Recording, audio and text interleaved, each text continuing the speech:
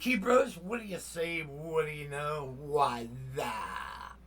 Okay, the last couple days we've been doing making a jam video, and basically all that is like creating, and and uh, and actually, what's going on is like in part one, I had no idea what I was going to create. I just sat down and I created something, and then part two, we added more to it. Part three, more. Part four, more yet. And part five, we'll finish it up. And then what goes on after that is we'll put it in a Tascam and my audio recorder, and then we'll have B3 and all the other instruments and stuff to that. Now, getting back to the jam we've been working on is now a couple things could happen. When we finish it up, it could be good enough to do a recording with, all right? Or maybe there's some stuff in the sequence I have to redo. Or I may chart the whole thing and then do the whole thing again from scratch, all right? You know, to make it perfect. You know, hopefully, maybe with the current thing, what's going on, maybe we can smooth out the rough edges. There's a lot of rough edges on it because I'm basically just kind of doing the video just to show you how I create my process. And hopefully, it will instill, you know, something in you to start creating and doing real music, all right? And but we'll see what happens, how everything's going to come out with this. And so we will finish up with part five, and then part six will be the actual recording process where we'll put it in a Tascam and add all the lead instruments and stuff. So that's the story about that. I hope you guys are digging this. I'm just kind of, you know, showing you what I know and how I do things. Now, I'm going to share with you one of the first things I ever did. All right, when I was living in Florida, that's when I bought my first sequencing setup, which was a Kawai K1, a Roland Dr. Rhythm drum machine, and a Chord Squid 8 sequencer, all right? And they were all hooked together with MIDI cables, and they were all clocked.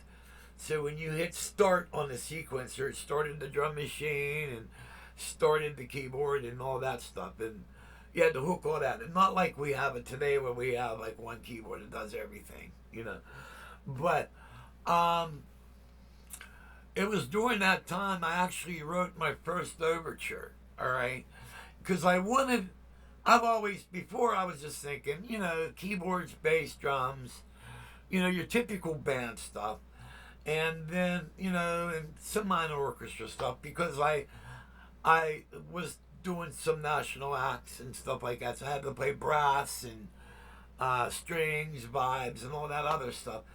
But I wanted to write something using cellos and the full orchestra, timpanis and little bells and triangles and everything that's in an orchestra. So I wrote this piece. And a funny thing about this is at the time I was playing in a band called Synergy, which consisted of, it had like a revolving list of musicians. Whoever was home and not on tour played in the band. Maybe a couple weeks you'd have Gary Rosenthal. If Ed King was in town, we'd have Ed King on guitar. We had a steady bass player, which was Banner Thomas from Molly Hatchet, and Dave Lubeck, a guitarist from Molly Hatchet. These guys played all the time. We had the original drummer from the Greg Allman Laid Back Band. I forget his name. I think his first name was Lincoln. But I mean, we're talking 80s, man, late 80s. And anyway, we had the horn. If you watched the original Leonard Skinner when they first went out on tour, They had a horn section, like on Call Me the Breeze. Well, one of the guys who played horns with them, his name was Rick Hurricane Johnson, and he also played in Synergy. Well, one day Rick was at my apartment, and I played him this piece I wrote, and he loved it. And he was saying that MCA and were looking for soundtracks for movies. And he said, you should submit this. This would be great in a movie. So this is all new to me. I never thought of it. So what the hell? I submitted it, all right? And about a month and a half later, I got a letter stating that my piece is being considered for a movie. Well, then I get another letter saying that I'm in the top 3, all righty?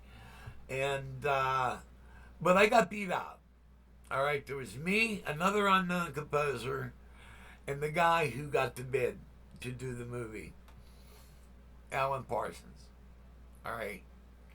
Hey, man, I was in the top 3 with Alan Parsons. Do I feel bad? Not at all.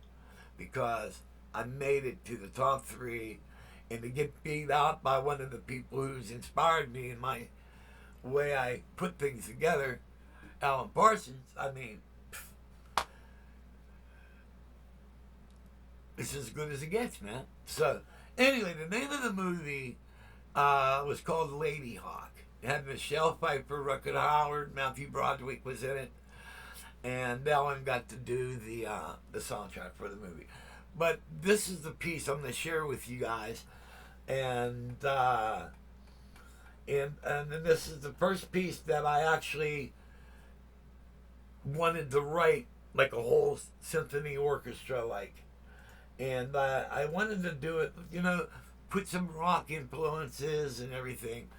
And so I'm going to share this with you. It's called Flight of the Dove. And I'm trying to think, I'm trying to remember what I was going to say.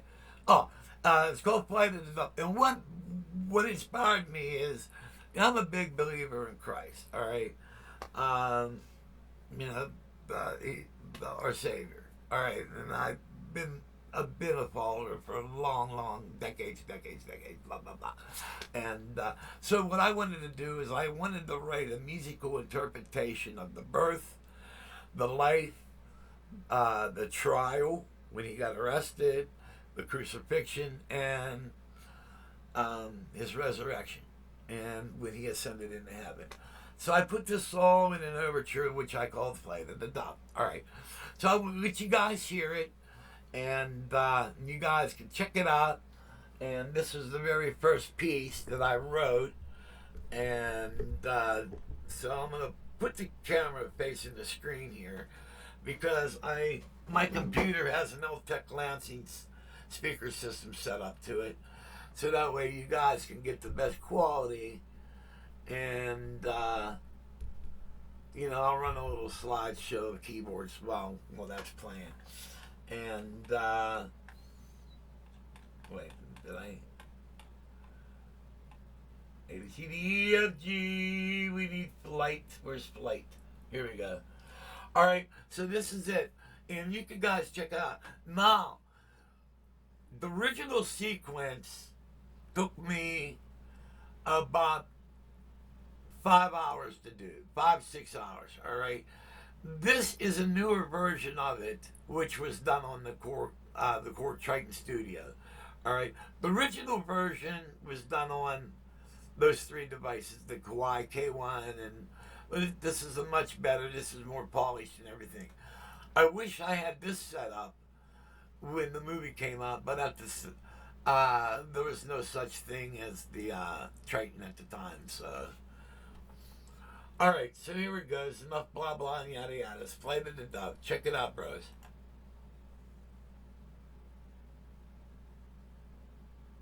Did I double click? Here we go. Yeah, it figures, you know, when you want to bring something out.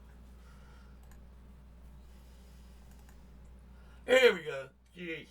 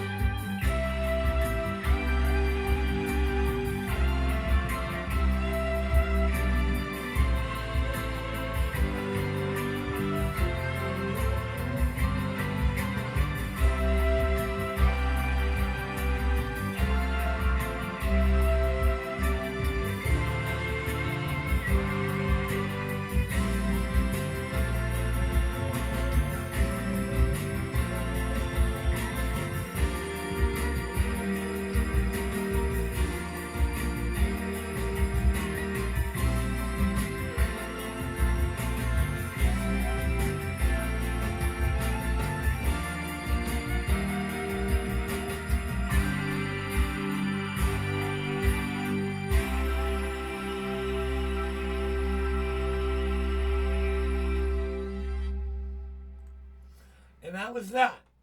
So what do you guys think of it? And you notice how I put all the orchestra stuff in there, which I kind of thought was pretty cool and everything. But that is like the fun stuff that I love the create, you know. And let me see if I can bring this up. Give you some more examples of some stuff.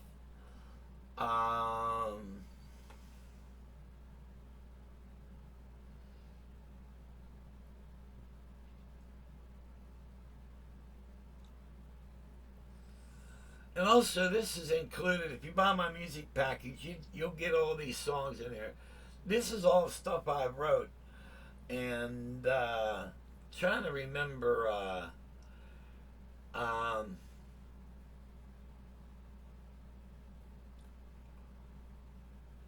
Here's a cool song. I'm really proud of this. You know, being a baby boomer, you know, growing up in the 60s and stuff, I wrote a song about it. It's like growing up through the eyes of TV. And it's called I Remember TV. And it's about seeing the Beatles for the first time, seeing a man land on the moon, the Vietnam War, various presidents, certain TV programs. And I really like it.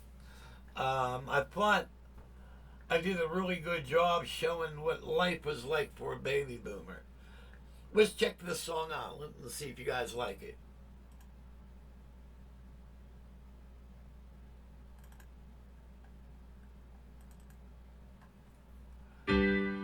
Oh, one other thing, you know, when you write a song, you want to kind of come up with a chord progression that, you know, it's going to try to strike an emotion. And I thought I really did a nice job picking this particular group of chords. Because if you are a baby boomer, I think it kind of instills those. It will bring back those memories. Anyway, not blah blah.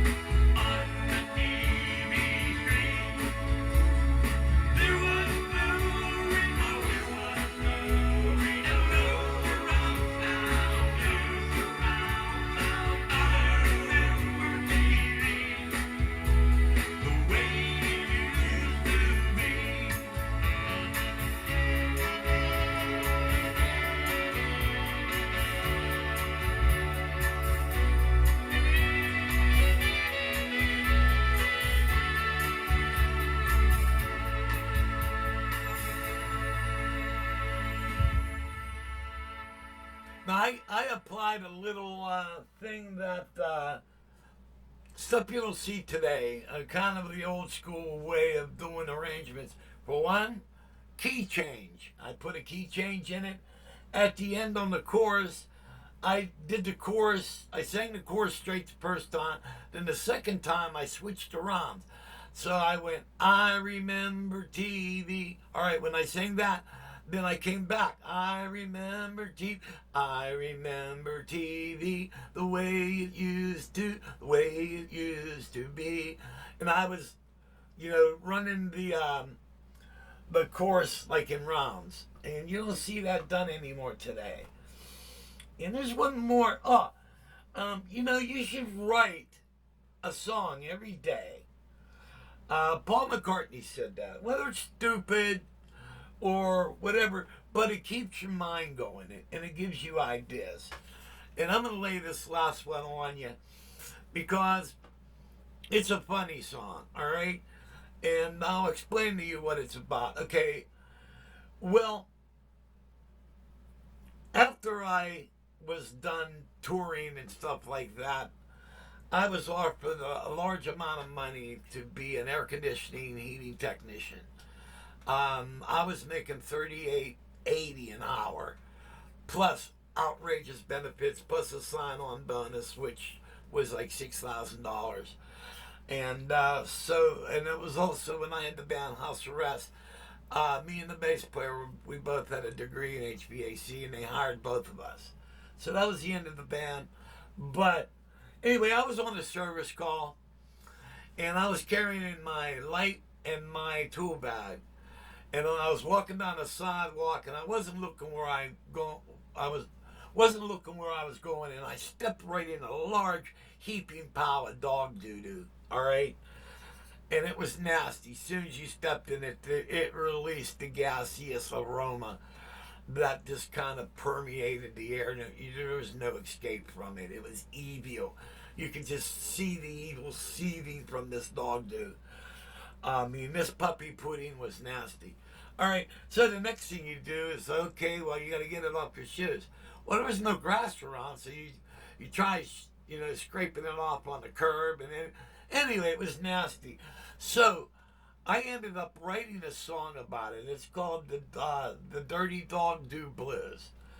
All right, and I put like background harmonies, and I was I used the harmonies to answer me while I was singing this. Check it out, you'll see what I'm talking about. But it was something, and nothing serious, but it was something fun to write.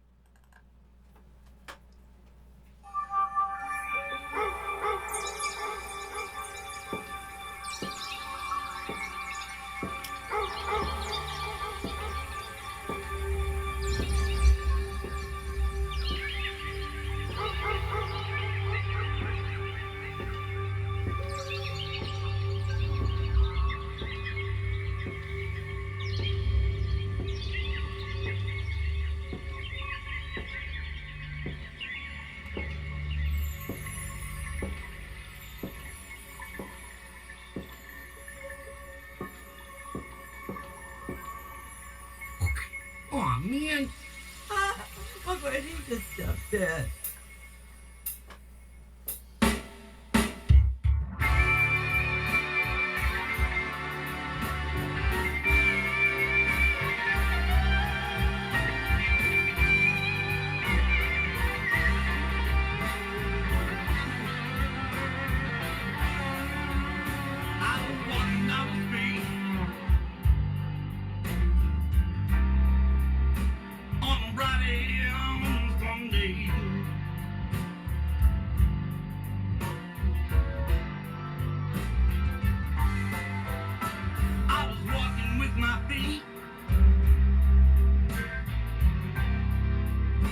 Cause I don't know another way.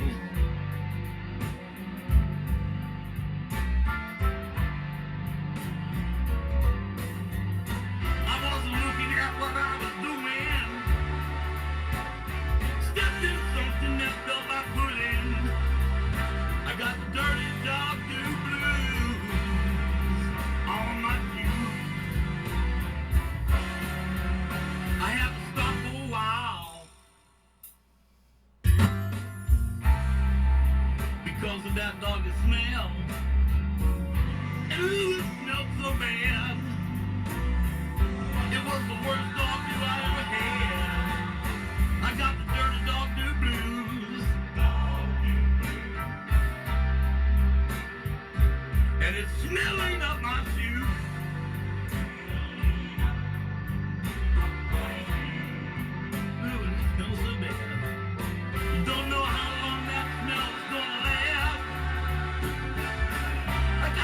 still walk on grass. I got the dirtiest dog blues on my shoes.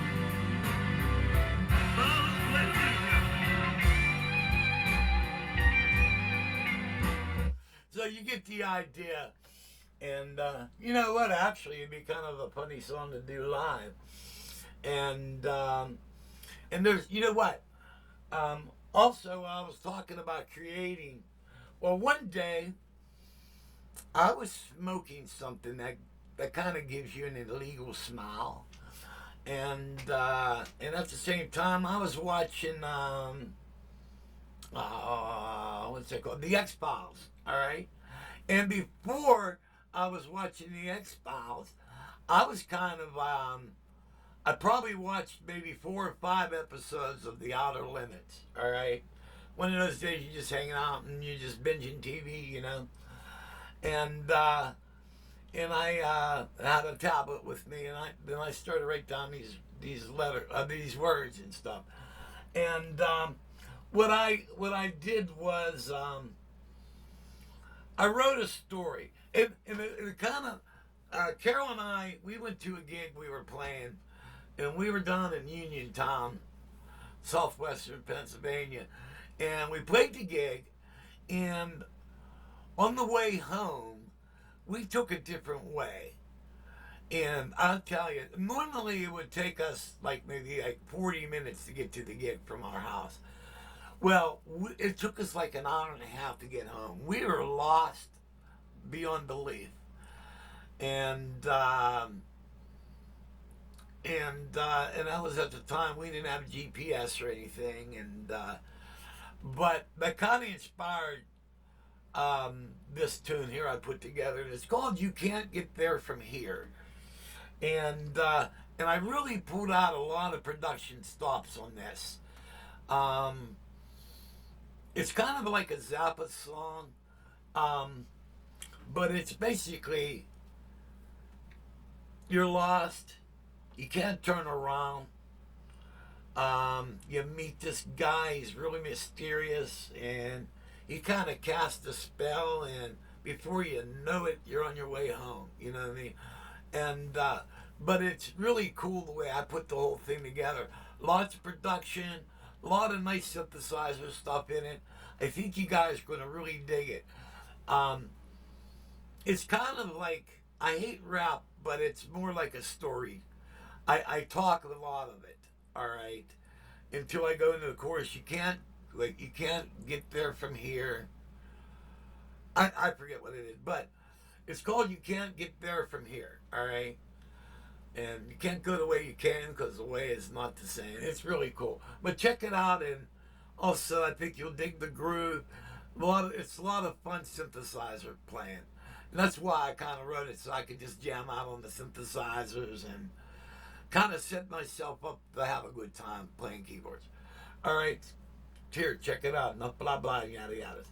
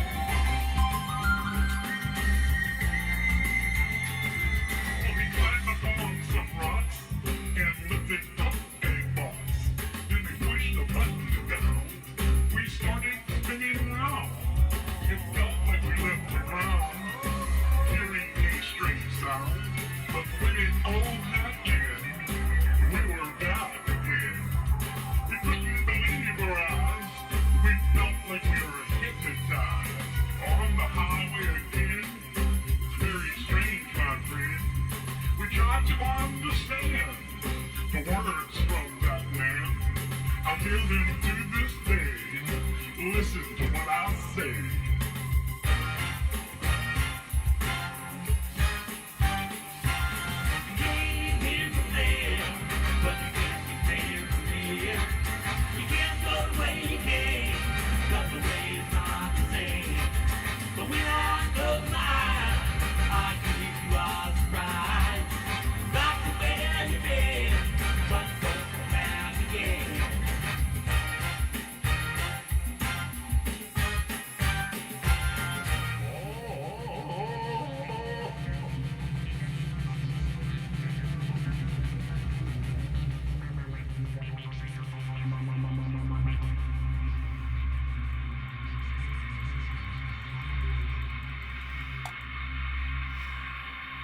Now that was a fun tune to do, and also I forgot to mention on a Dog Do Blues look what he just stepped in. That was my wife. And speaking of my wife, let me find it. I like to use her as much as I can in the songs, and there is one here. Let's see if I can find it. Oh wait, it might be under instrumentals.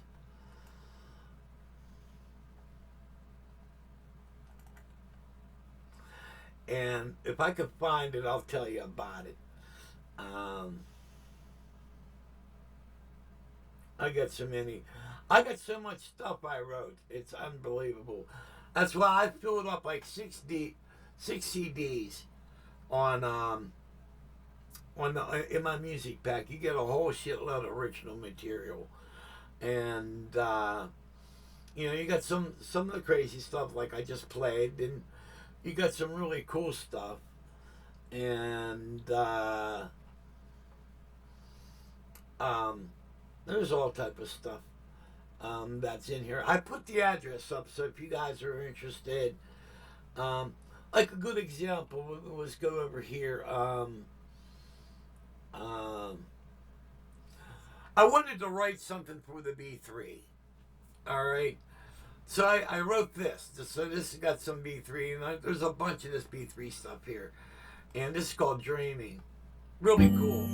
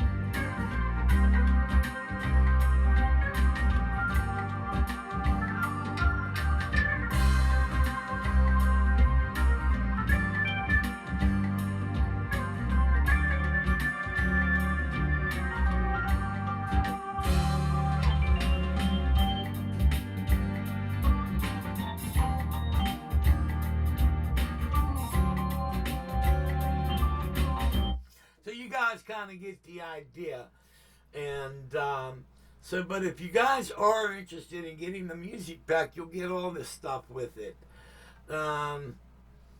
There's all type of stuff, and it's so fun to create, and coming up with things, and if you have the ability to record it and put all your keyboards on it, there's so much stuff you can do. But also, if you guys are interested in getting this, there's my contact information. Also, or the pedal boards and the lighting or anything else I create and stuff like that. So there's my contact information. I love talking to y'all and hanging out with y'all. So, like I'm an old retired guy. I just play weekends now, but that's pretty much what I do. I know occasionally I haven't done any traveling in a long time ago because due to the age of the other guys. But even though I toured with the Vogues twice, they were flying me down to Atlantic City or Vegas to do some shows. That was a cool gig because you would requisition what you need. So you would just fly down and maybe have like an SD card or whatever, and if I requisitioned a Triton, I would just pop a CD in and I'd have all the programs I need or whatever. But those gigs dried up because everybody's so old now. They're all in their 80s, So I don't do any more of that anymore. But that's today's video. So I hope you guys like this. And part 5 is coming. I'll probably jump on that in a little bit. And so hope you guys like this. Feel free to drop your comments. I hope I inspired you all to write some real music and do some really good creating. That's the whole purpose of my existence, is to create. Whether it would be music or whether it be with electronics or whether it would be with wood, I'm always creating something, And so, okay, guys, God bless, and see you when I see ya.